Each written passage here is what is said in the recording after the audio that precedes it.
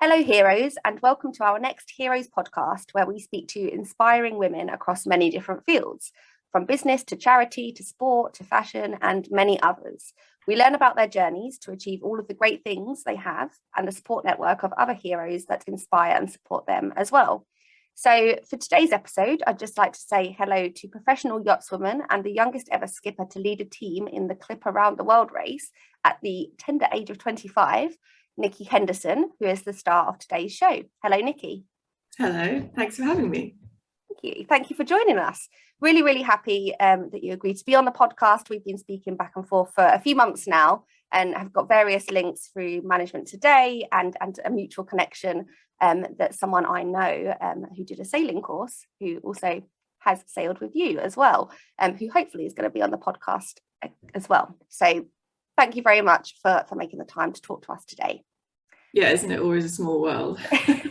6 degrees of separation is definitely true, for sure. And to kick us off, do you want to just tell us a bit about you and your career journey in sailing? I'm really interested to know particularly about your season working with Girls for Sail in particular, and all the other great things that I'm sure we could talk for hours about. But just a quick introduction to you and what you do would be great, please. I am quite a confusing person. I wouldn't say my journey in life has been very linear. I actually find that really fascinating about people that, we don't just go in this one direct straight line.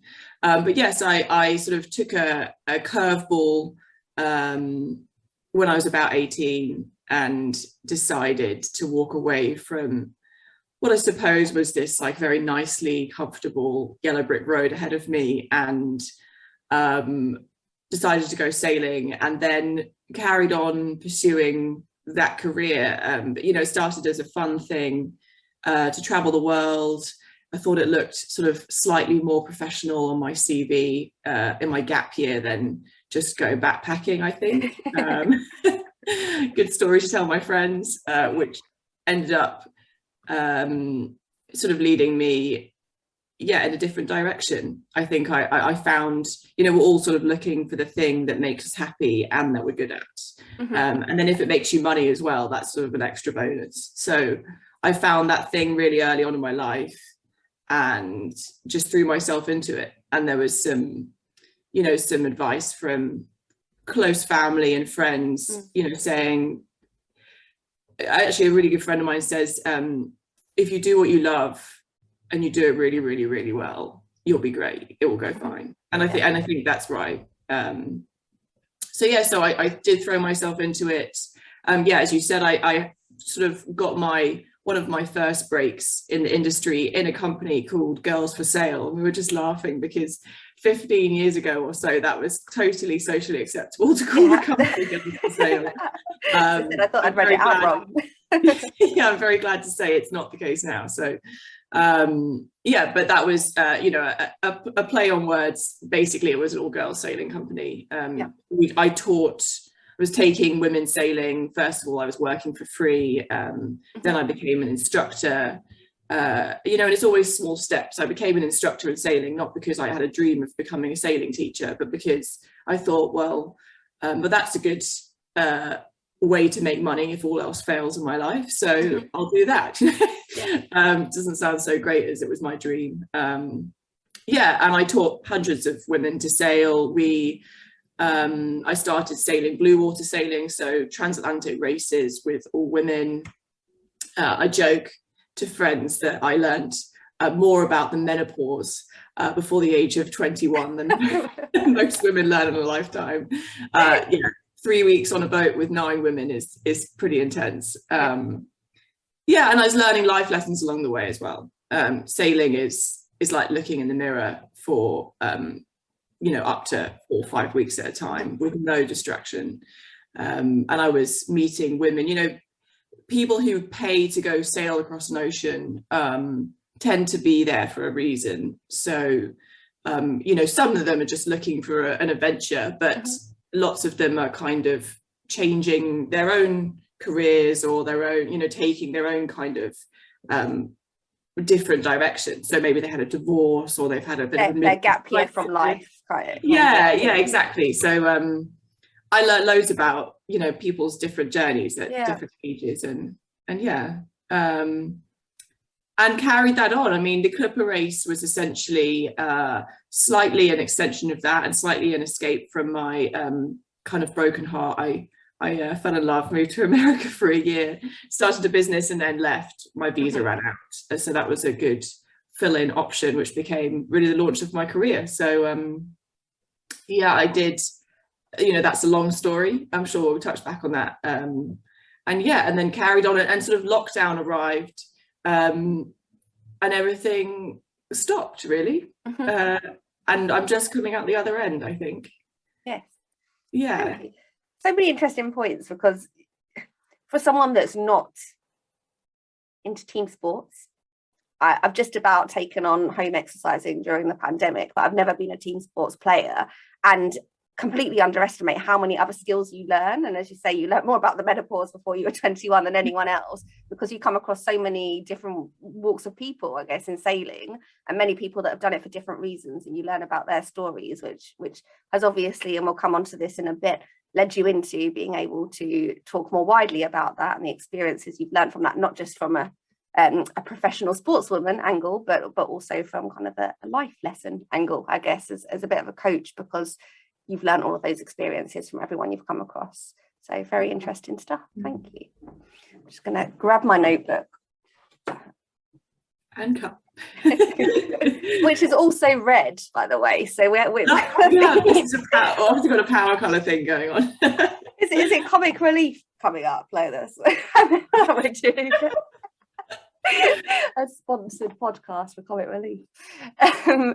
Thank you, Nikki. Just, and what are you up to at the moment? So obviously we're coming out at the end of the pandemic. What's new for you? What's on the horizon?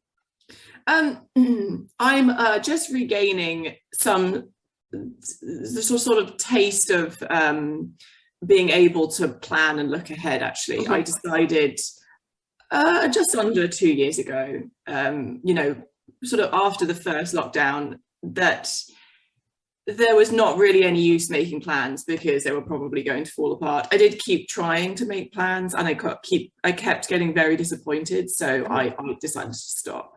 So I'm in the planning phase again, I'd say. You know, we didn't know what life was going to look like. I'm actually starting a few small jobs. I'm working with a sort of a large boat brand, I suppose, that owns a lot of different brands, and we are working to make their business more female friendly for sailing. Okay. Sailing is a very very male dominated sport, and people who are selling boats, you know, they're selling them to men, and it's, you know, everyone's very interested in widening. I guess for them it's widening their market, but for me it's more of a let's start leveling up the yeah.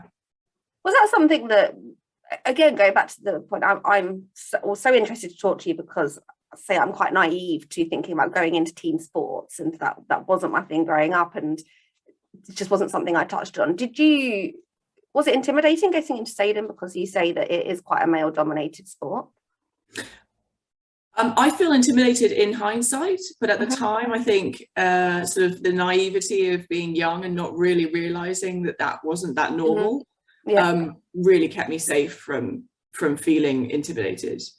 And I did grow up in a very male family. I have 3 brothers, and I've always been comfortable in male environments. But no, I was realizing that there were lots of men as I was doing it and improving, and by then I was already immersed in it. So I was lucky in that case.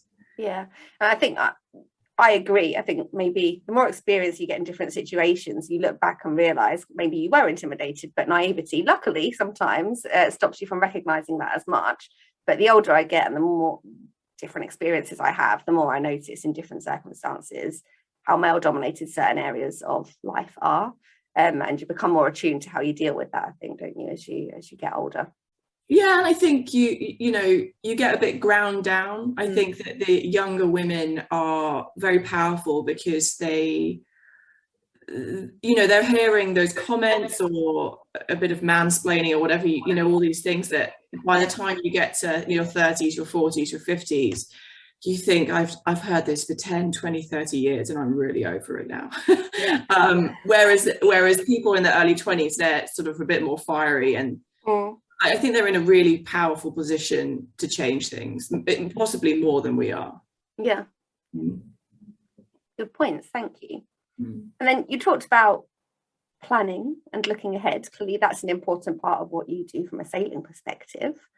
So did you miss that during the lockdown? Because that's what you're used to, you sailing around the world. I imagine takes a lot of planning. I'm a big planner, but I can't even imagine the extent that takes. So did you feel during the pandemic slightly lost? Like what were your coping mechanisms? What helped you thrive? How did you drive your energy elsewhere? I mean, just to put this in context, so 2 years ago, just before the pandemic, I had decided and had planned for quite a long time to take a break from my career, spend a year, engaging in self-love, I think. I was going to renovate my house. I really, really planned the hell out of that year. So that went to complete, as everyone's lives in certain ways completely did not happen. I did not go sailing because we couldn't travel, did not do any speaking or events. So it was a huge recalibration. It was the same type of recalibration that you have to do at sea, on an almost daily basis, where you have to adjust things because the weather changes or the conditions change. But I think when you go to sea, you're already prepared for it. And I was not prepared for that on land. Land was the safe, calm, predictable space in my life.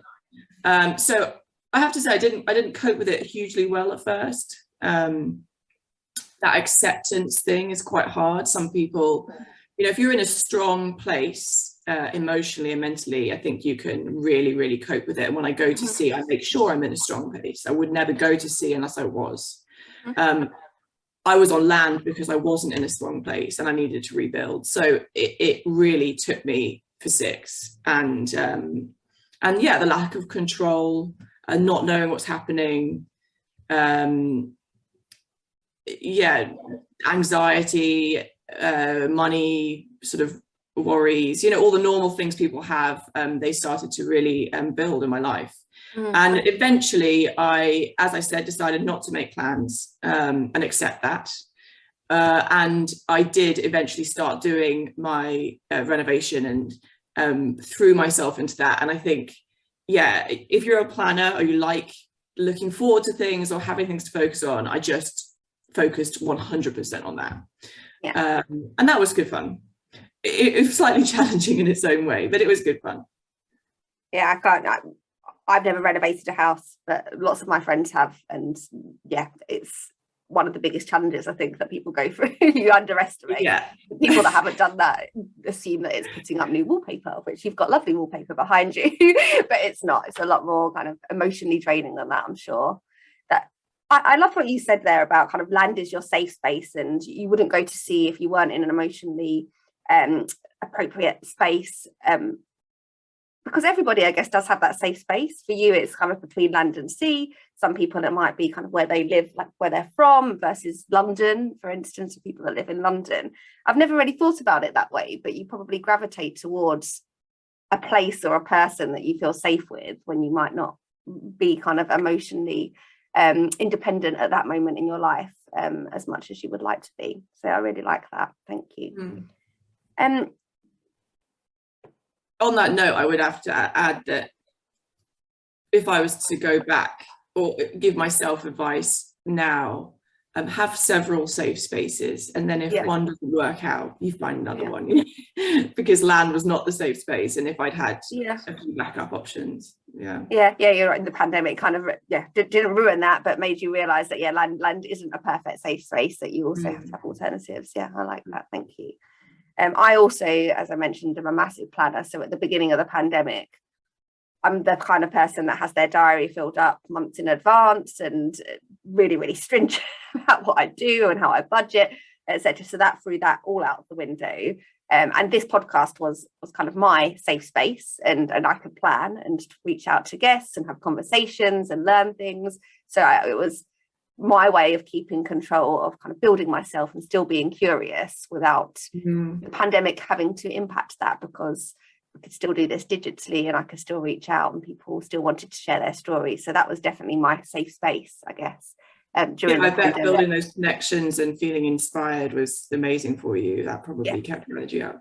Yeah, I definitely wanted to create a digital space to still meet women, because you forget how organically that happens. We mentioned at the top of the podcast that we both had been winners in the past of Management Today 35 under 35, and then we have a mutual connection as well in the sailing world.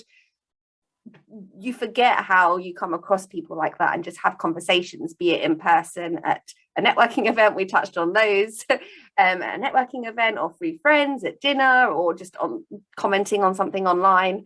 So that was kind of me recreating that, my safe space. So yeah, good for you. I'm glad that now the pandemic is, well, I say over, I'm glad the pandemic is over, because now I just don't plan as much. I'm a lot more free-spirited. Some people will probably disagree with that, but I don't like making plans as much. A free spirit. No, I only plan my diary down to the next 3 months in advance. Now, not the next 6. Thank you for that, Nikki. And then before the pandemic, you touched on why you got into sailing and some of the things that you did, the initiatives you got involved with, like Girls for Sail. I know that you've gone on quite a famous trip with Greta Thunberg before the pandemic, and other various organisations you've been involved with. So can you tell us a bit more about your steps up to now, pre-pandemic as well, and things you did? So the big highlight of my career was the Clip Around the World race. Just another. It was a huge step. Went from I don't think I'm going to get the job to oh my gosh I might get the job. To maybe I'll get round, to maybe I should try and win. That sort of strange stages you go through, building confidence, losing confidence, expectations, changing a view. So that was a big journey. And in terms of leadership challenge, I would probably feel quite comfortable arguing that there isn't a harder leadership challenge in the world. On the boat there were up to 23 people, age ranges between the youngest crew member I had was 21 and the oldest I had was 69. So I was the second youngest, and these are people who have got enough money to spend 50 to 80,000 pounds on sailing around the world. So they are exceptionally varied and successful people in their own individual way. And so it was that leading those people in the middle of the Southern Ocean with 50-foot waves and no sleep, and you're on day 22 of a 28-day race. And you're dealing with weather and life and sleeping and eating and going to the toilet and fixing the boat. It's I just until you're in that experience, it's hard to bring it to life. But yes, it was a huge challenge, and it also, as every big challenge does, cost me quite a lot as well. So really, after that 2 years, that finished in 2018, I really began a journey of rebuilding myself. I said in 2020 I'd planned to stop working, but it had taken another 2 years for me to realize that needed to happen. The remarkable thing, when I did the Clip Around the World race, I then carried on doing a bit of sailing here and there.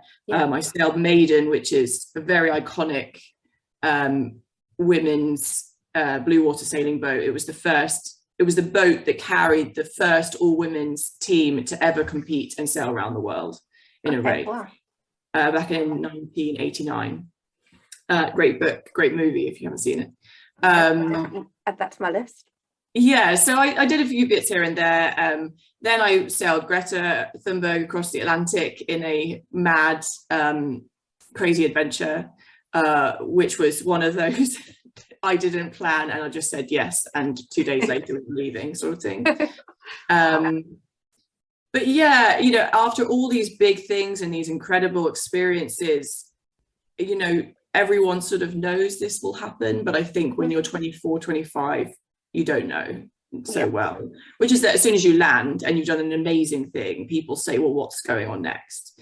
And they don't say, so what holiday are you going to take? Or how are you going to rest now? How are you going to rebuild? And because I didn't rebuild, it then took me a long time to do, because I didn't do it as I went.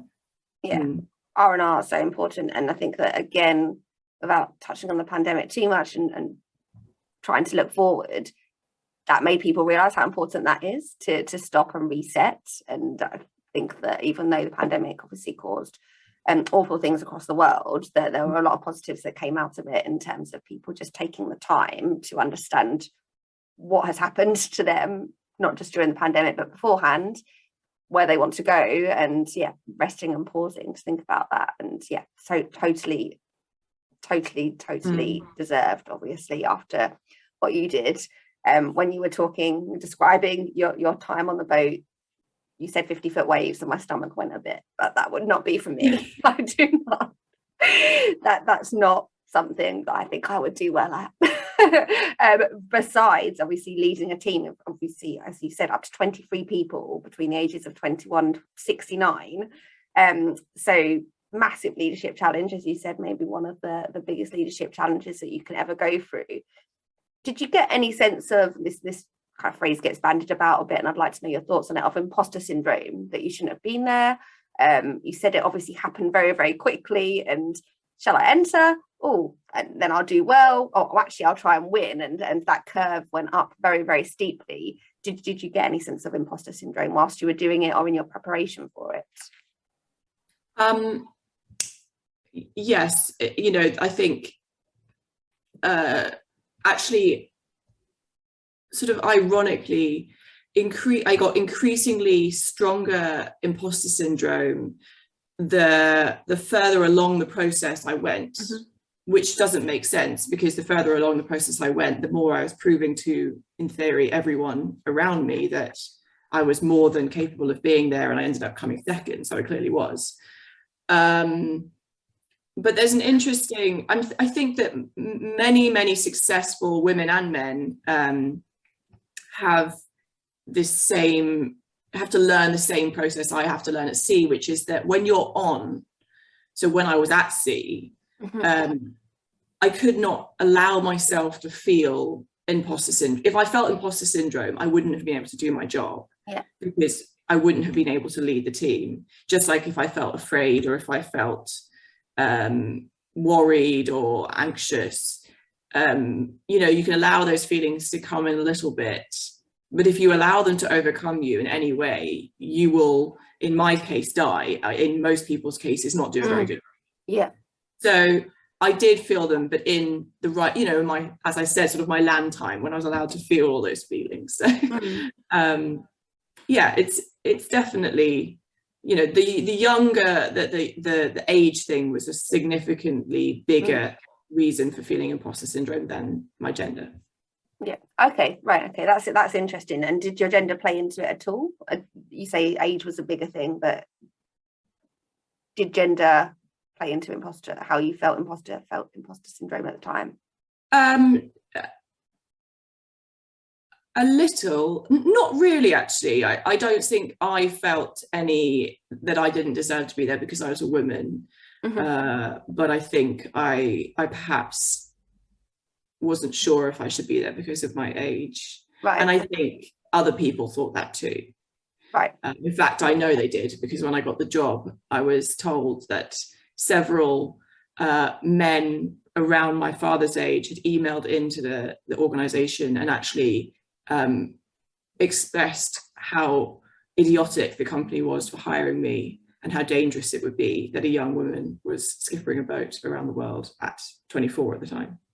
That is absolutely awful. One, because clearly due diligence has happened to ensure that you are able to do that. And again, that people feel that they can express opinions on stuff that they don't have the details on. That's, well, you obviously proved them wrong, so that's good. Yeah, we don't do it to prove them wrong, but it feels no, pretty exactly good. exactly You did it for yourself, but you did. Right.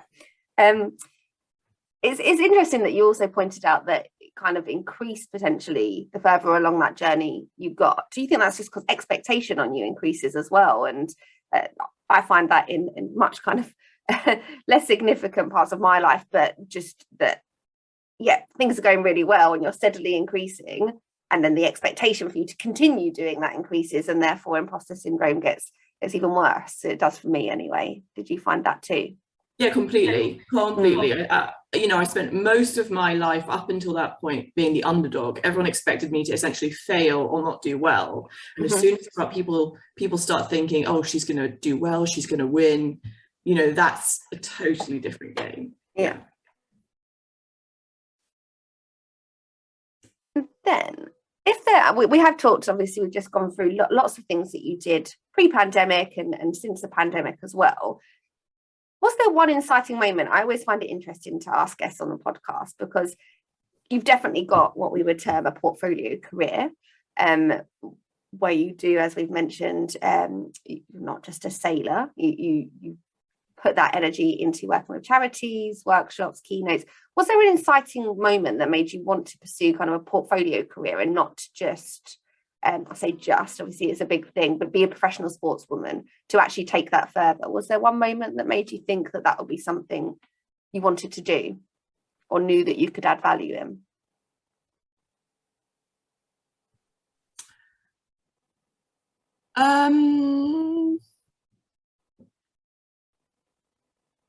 I think I'm thinking about this. You can cut this. Can you ask the question again? Or was there one inciting moment? So I'm looking at it really simplistically. You're a great sailor and you're a professional sportswoman and you're doing really well. You're top of your game. Was there one inciting moment where you thought, actually, I can take this further, and everything I've learned, as you say, in terms of leadership and spread that message? Was there one thing or a couple of things that made you think that you wanted to go beyond the world of sport? Yeah, I think when I went into sailing, sailing was a mechanism for me to learn other things. So really, sailing was a mechanism for me to travel and to learn about myself, leadership and people, psychology and teams, and push myself, build resilience, all those things. And when I achieved sailing around the world, in a way, I felt it's interesting. It wasn't really my dream to sail around the world, but I definitely felt when I finished that race that I'd kind of almost peaked. Right. I'd done what I felt and truly believed was one of the hardest things, at least one of them, if not the hardest jobs within sailing. And, most fairy tales you get taught when you're a kid, they achieve, they save the princess, or they get married, or they achieve that pinnacle. And then the film or the storybook ends, there's no, and then they do, what? And I think I realized very slowly that I wasn't sure whether, I didn't feel fully satisfied. I carried on sailing. It was never going to be as hard as it was then, because once you've done something once, it's not so hard the second time, because you can do it. Yep. And I realized I was craving more, and I think I wanted to use my brain and creativity, and I was very academic at school. Like the yellow brick road probably involved a Oxford or Cambridge type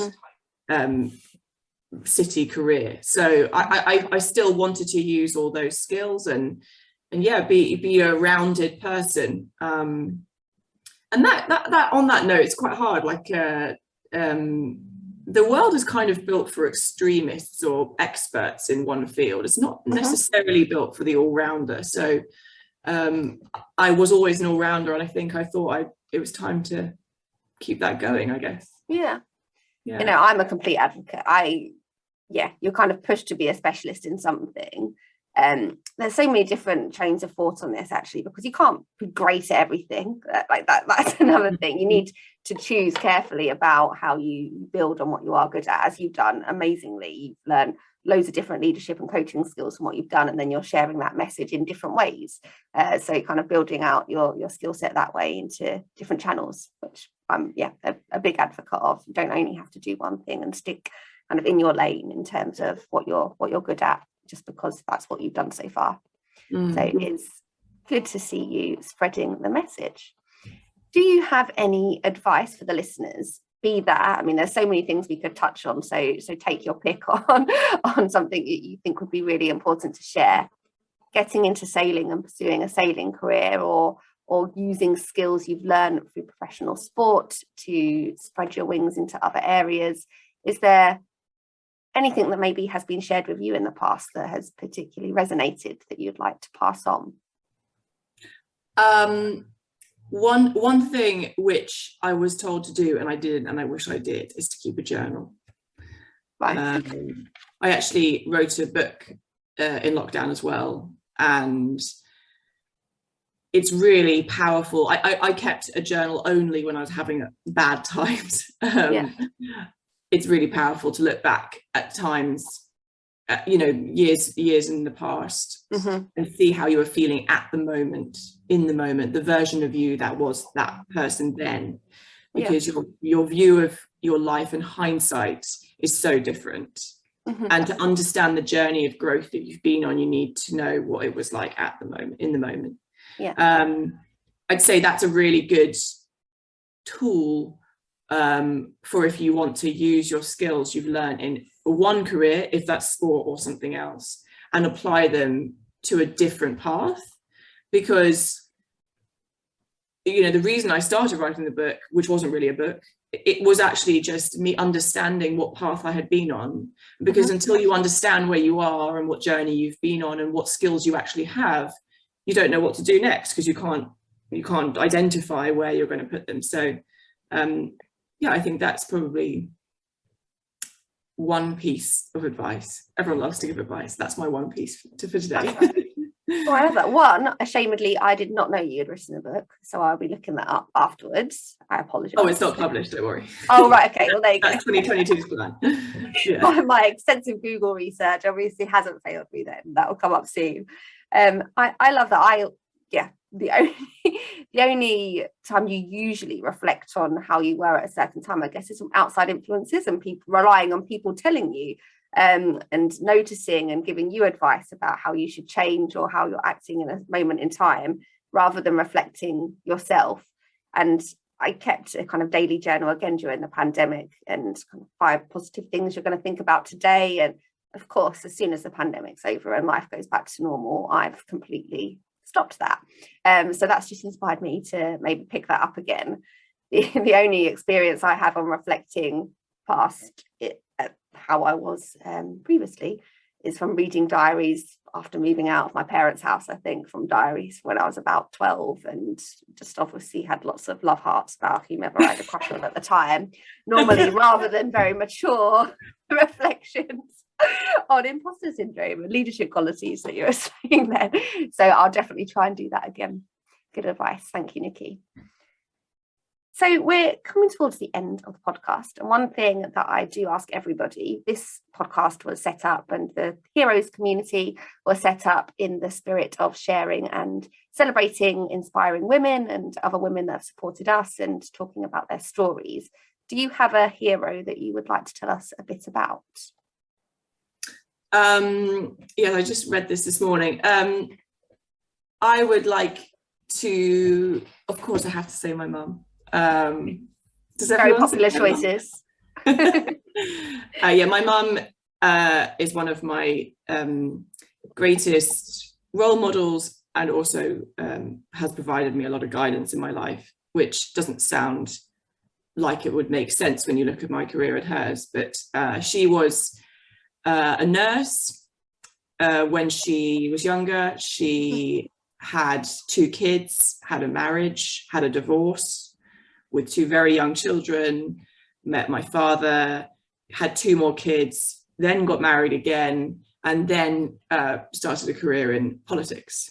And I find that now, as I get older, even more inspiring than I did when I was younger, which was slightly more of a pull away from why does my mum not make cakes for the PTA meetings. But yeah, I find that courage to just do a U-turn in your life because it's right for you, and the guts that it takes to believe in yourself to do something like that, I think just incredible. And I'm sure, I know that she had a lot of people judging her in various places in her life, and she still went for it. And I just think that hearing stories like that, and as I say, mums are often a popular choice. We talk about heroes. You underestimate, maybe we don't underestimate, you realize at the time, but that realization grows the older you get, how important parents are, or kind of figures that you look up to as you're growing up. And you made a joke there about, I didn't understand why she wasn't making cakes for the PTA meeting, because again, it's only when you're going through those journeys and U-turns and pivots yourself, you realize how much energy it takes. So that's a wonderful story. Thank you very much. You're welcome. And I did say that was my last question. That was a lie. I apologise. Always got to keep it interesting. We did touch on what's next, and you said you just recently started working with a boat brand to see how they can be more female orientated.